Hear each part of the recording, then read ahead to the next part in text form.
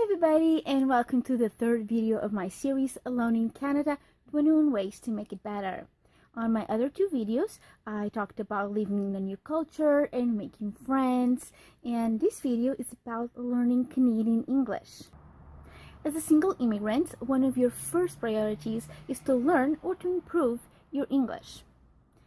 Learning or improving your English opens up the society to you. Your level of English affects the type of jobs you can get and your ability to continue your education. It's not easy to learn a new language.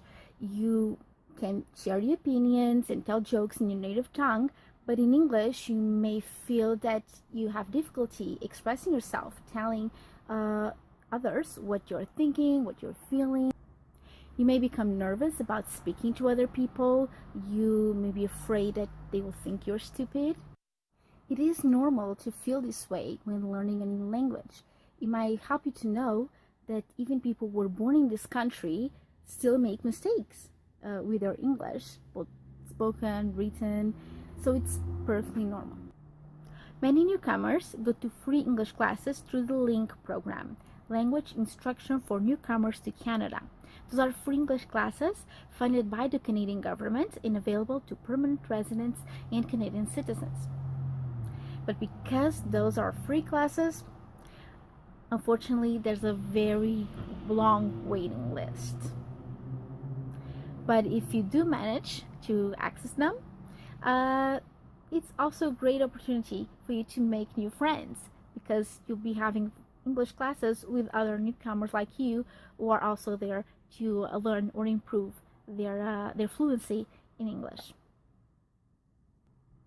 I think that the Quebec government has a similar program with French classes, with free French classes for their newcomers. They are in the province of Quebec, so you can check that out as well if you intend to live in Quebec. You may be a newcomer whose first language is English, but you may speak it with a dialect or with an accent that is unlike Canadian English. You may find that a word or term that you use in your homeland has a different meaning here and different enough to cause confusion.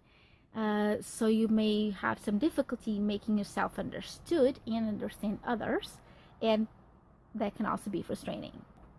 My tip for today's video on this topic is allow yourself to make mistakes as you learn English or you improve your English or you get used to Canadian accents.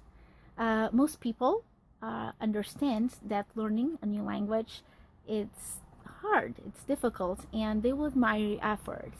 And in Canada, we receive people from all over the world.